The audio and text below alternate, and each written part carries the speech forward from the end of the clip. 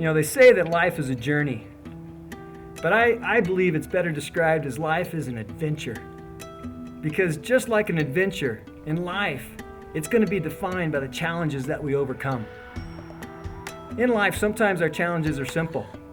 Just like on a backpacking trip or a hike, you may have a choice of a fork in the road that's just either right or left.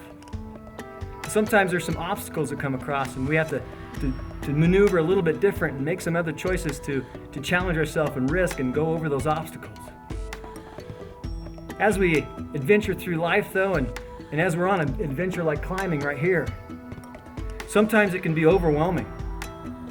Sometimes life throws us things that we didn't expect. Maybe it's an illness in the family, maybe it's a loss of a job, or we're losing the house, or we're trying just to pay the bills. And sometimes all those things can pile up so much that when you look at it, you say, how did I get here? And we look up to where we have to go, and it's overwhelming. It looks literally impossible for us to accomplish. But yet we look back, and there's no way we can head back to where we came. It's at this point in life, and especially on an adventure like rock climbing, that we get paralyzed and we can't move. But it's at that point that we have to remember to trust. On our adventure, we got to trust in our gear. We have to trust in our rope and all the skills we've learned to accomplish and overcome the challenge.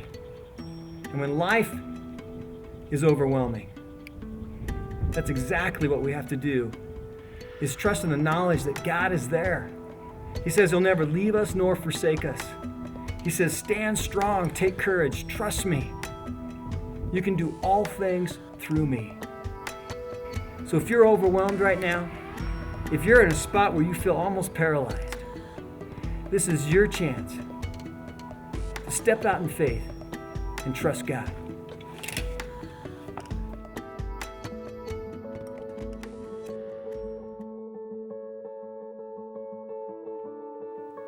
As we overcome our challenges through Him, we must remember that Christ Himself faced an overwhelming challenge of the cross.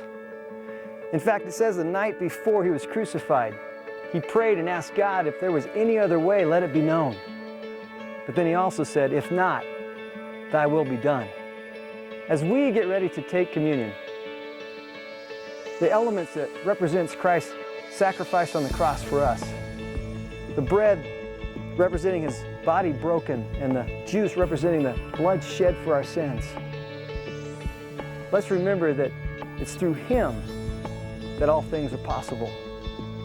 After communion, we're going to have time for our tithes and offerings. And sometimes this can be an overwhelming challenge for us to give of our money, especially when times are tough with loss of jobs and an income source. But why not step out in faith? Trust God. I guarantee the adventure will be worth it.